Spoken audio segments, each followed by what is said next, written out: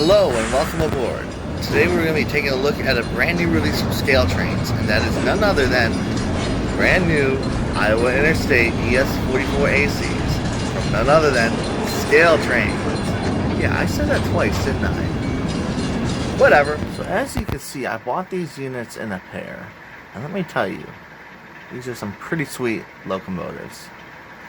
I want to take a look at them in closer detail. So we're just going to look at one of the units because they're both identical minus the road number.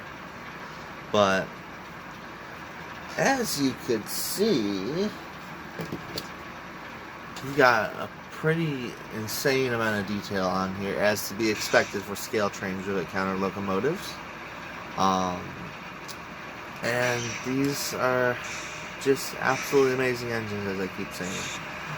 These are my third and fourth Scale Trains locomotives, and I'd say overall 75% I'm satisfied with Scale Trains. And I say 75 rather than 100 because one of my four Scale Trains locomotives, unfortunately it failed, and so it has to get in for repairs one of these days. But that's a whole different topic, a whole different locomotive. Let's focus on the Iowa Interstate ones. Now these are quite a step up from my previous ones, which I had the Intermountain release version of these. And don't get me wrong, the Intermountain ones, they're very good for their time. But obviously as time evolves, so does what's to be expected of model trains. And like I said, these are really impressive. I mean, if you just take a moment to look at the detail, just study it, it's impressive. There's really not much to say other than going over this and that and this and that, which there's no need to because it's already right there in front of you.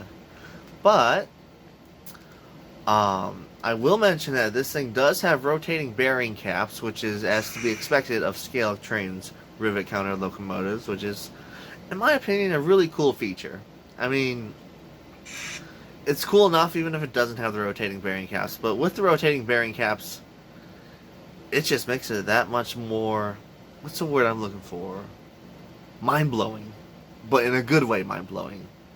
But let's take a look at some of the other functions of this locomotive. So, I will admit, before I get started here, this is a custom sound file I did on these engines, so it might not be exactly matching of the factory sound files, but let's take a look anyway. So, headlight, ditch lights, number boards, and then typical Scale Trains, walkway lights. Now that's something that was not present on the Intermountain models because, like I said, you know, the Intermountain models are from a different era than these are. But walkway lights, man, you cannot go wrong with that. So let's dig into some of the sounds. Let's get the prime mover started.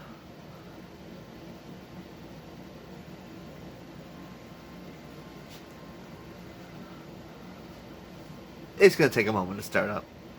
Okay, so now that the prime mover is going, let's dig into some of the sounds.